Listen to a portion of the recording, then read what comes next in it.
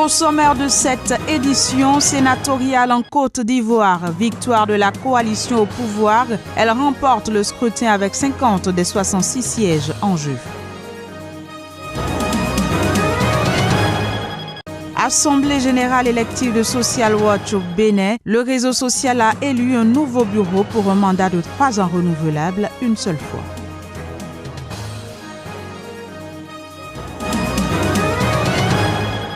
Puis explosion d'une voiture piégée dans le nord de l'Égypte samedi. Un agent de police a été tué au cours de l'attentat.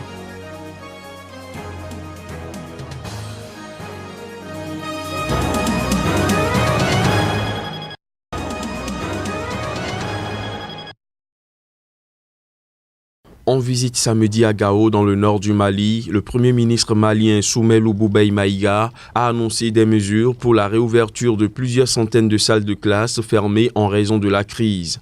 Pour pallier le manque d'enseignants, le chef du gouvernement a autorisé les maires à engager des bénévoles là où il n'y a pas d'enseignants. Ceux-ci seront payés par l'État à 50 000 francs CFA par mois. Annonçant la création des cantines scolaires, il a par ailleurs affirmé que les municipalités auront les moyens nécessaires pour que les enfants aillent à l'école. Le Premier ministre a également annoncé la formation prochaine de 900 jeunes originaires de Gao et de Ménaka pour qu'ils obtiennent un emploi garanti.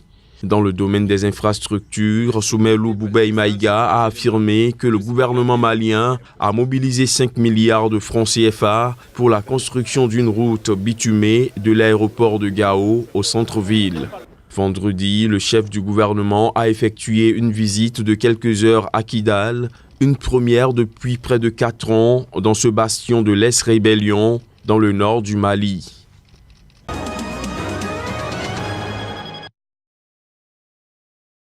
5 jours après le tête-à-tête Joseph Kabila-Antoine Gizenga, respectivement chef de la majorité présidentielle MP et secrétaire général du parti lumumbiste unifié PALU, on en sait un peu plus sur le contenu de leurs échanges. Samedi, le secrétaire permanent du PALU, Wolf Kimassa, aura révélé devant une centaine de militants que le PALU attend que la majorité présidentielle accepte de soutenir ses candidats retenus pour le prochain scrutin présidentiel. Pour Wolf Kimassa, son parti va présenter des candidats à tous les niveaux. Et le candidat potentiel à la présidentielle de 2018 est, à ce jour, Antoine Gizenga, 92 ans, chef du regroupement politique PALU et allié. Du côté de la majorité présidentielle, on ne reconnaît pas l'existence d'un pacte qui obligerait le camp Kabila à soutenir le candidat du PALU en 2018. Il n'est pas tout à fait exact de dire qu'en 2006 et 2011, le PALU a soutenu Joseph Kabila, rappelle André-Alain Atondou, le porte-parole de la majorité présidentielle. C'est une conséquence de l'alliance parce qu'il y a eu un contrat, une négociation pour ces élections-là. Fin de citation.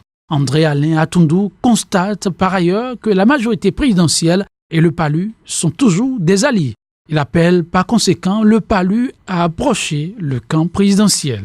En 2006, Gizenga avait obtenu 13,06% des votes au premier tour. Troisième de l'élection, il avait alors apporté son soutien au second tour à Joseph Kabila.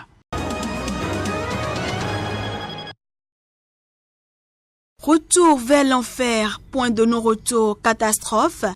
Ces mots prennent tout leur sens sur les rives du lac Tanganyika, au sud-est de la République démocratique du Congo, où des dizaines de milliers de déplacés ont fui un conflit communautaire oublié entre Bantous, population africaine majoritaire et milices de la minorité pygmée.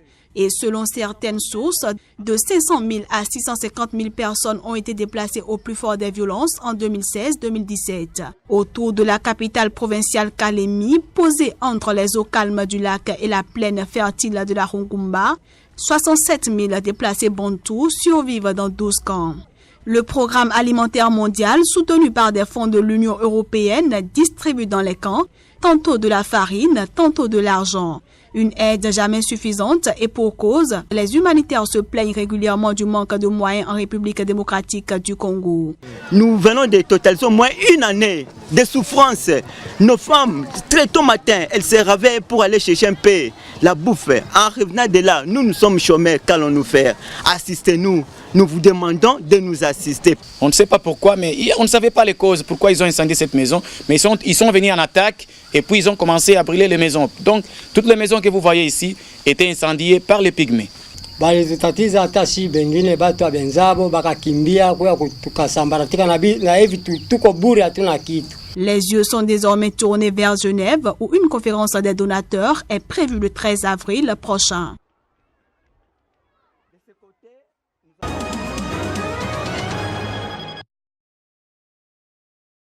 La gigantesque marche prévue dimanche soir à Niamey en guise de protestation contre la très controversée loi des finances a eu du plomb dans l'aile. Les autorités de la ville évoquant des raisons sécuritaires n'ont pu donner leur quitus, mettant en difficulté le comité d'organisation. En soirée, a fait remarquer le président de la délégation spéciale de la ville de Niamey, des moyens humains et matériels ne sont pas suffisants pour assurer le bon déroulement d'une telle manifestation, sans compter les menaces terroristes de tout genre. Dépités, les organisateurs de la mobilisation estiment que s'ils avaient été informés plus tôt des supposés dangers que représenterait une manifestation de nuit, ils auraient alors modifié les horaires lors de leur demande officielle auprès de la mairie. Ils fustigent par conséquent le fait d'avoir été informés à la dernière minute. Pour le président du mouvement pour la promotion de la citoyenneté responsable, pas de doute, tout cela relève d'une manœuvre politique avec pour objectif inavoué les empêcher de tenir la mobilisation. Depuis octobre dernier, un collectif de la société civile et de l'opposition politique organise régulièrement des mobilisations pour demander l'abrogation de la loi de finances querellée. Ce dimanche devrait être le 6e journée d'action citoyenne.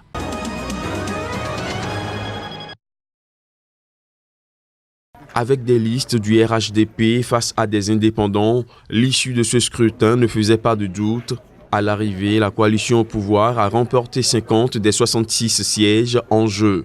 Une grosse surprise cependant a été enregistrée à Bouaké, fief traditionnel du pouvoir, où le RHDP a été battu par la liste des indépendants.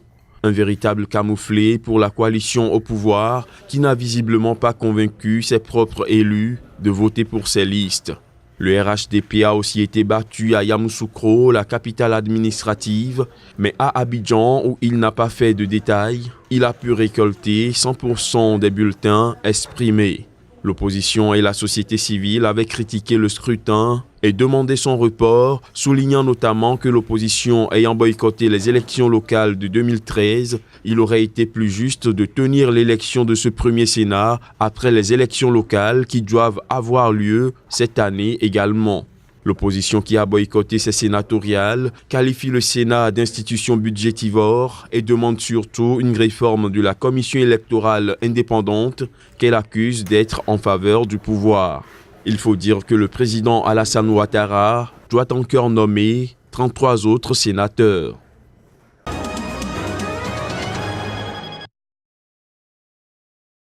$1 milliard, c'est le montant du financement que la Banque mondiale va octroyer à la Côte d'Ivoire pour son développement, notamment pour l'agriculture. Selon Mactar Diop, le vice-président de la Banque mondiale pour l'Afrique qui a fait l'annonce, l'institution de Bretton Woods va notamment consacrer $300 millions pour appuyer des projets de transformation du cacao et $200 millions pour la transformation de l'anacarde, deux produits dont la Côte d'Ivoire est le premier producteur mondial.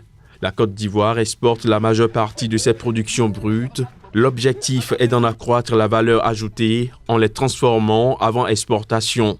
Au sortir d'un entretien avec le président ivoirien Alassane Ouattara, le vice-président de la Banque mondiale pour l'Afrique a précisé que les financements seront alloués au premier semestre 2018. Il s'agit techniquement de prêts, mais à des conditions, selon lui, très avantageuses.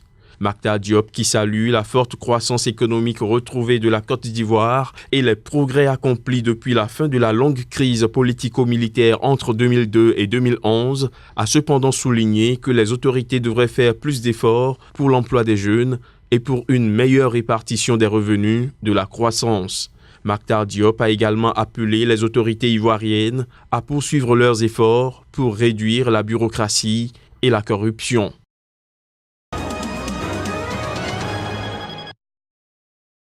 La Haute Cour sierra-léonaise ordonne à la Commission électorale nationale de stopper ses travaux jusqu'à sa décision qui interviendra au plus tard lundi à la veille de la date initialement prévue pour le second tour. Cet arrêt intervient à la suite d'un recours du juriste Ibrahim Sori Koroma, membre de l'APC, le parti au pouvoir, qui estime que des accusations de fraude électorale doivent faire l'objet d'une enquête avant que le processus électoral ne se poursuive. Quelques 3,1 millions d'électeurs sont appelés à choisir le successeur du président Ernest Bai Koroma, qui ne pouvait plus se représenter après plus de 10 ans au pouvoir. Le candidat du principal parti d'opposition, le SLPP, l'ancien général Julius Maada Bio, a obtenu une courte avance sur Samura Kamara de l'APC au premier tour du scrutin le 7 mars dernier. Alors que le candidat du parti au pouvoir se réjouit de ce que la justice s'assure que la commission électorale mette au clair les décalages et irrégularités de l'élection du 7 mars avant le second tour, l'opposition, elle, voit dans la suspension du processus un stratagème délibéré du président Ernest Bai Koroma pour prolonger illégalement son mandat.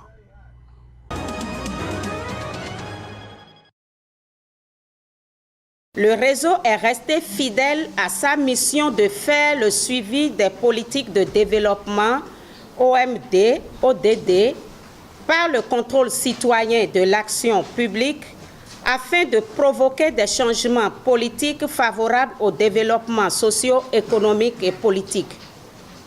Tout en ayant les yeux rivés sur sa vision qui est, d'ici à l'horizon 2020, être un réseau de contrôle citoyen de l'action publique affermi au plan local, national, régional et international à travers la surveillance des politiques de développement économique, social et le suivi participatif des ODD. Aujourd'hui, il est important pour nous de poursuivre la lutte contre la corruption, mais s'il demeure à notre niveau un certain nombre d'inquiétudes pour la recherche de l'impartialité et la poursuite des investigations et audits dans les règles de l'art.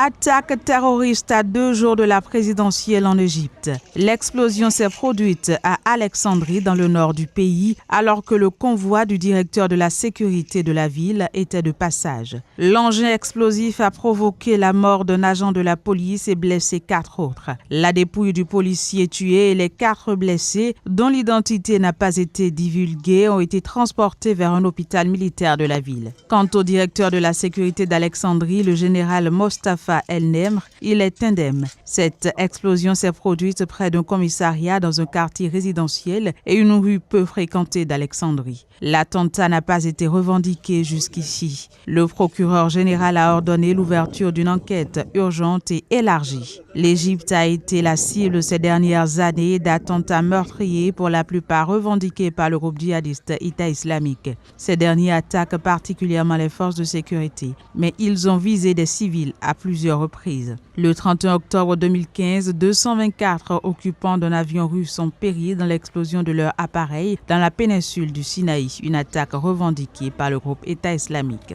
L'année dernière, les Coptes, minorités chrétiennes, ont eux été particulièrement visés. Le 9 avril, en pleine célébration du dimanche des rameaux, des kamikazes de l'EI ont attaqué 2 églises du nord de l'Égypte, à Tanta et à Alexandrie, faisant 45 personnes tuées. Ces événements avaient poussé les autorités égyptiennes à décréter l'état d'urgence dans le pays, toujours en vigueur aujourd'hui.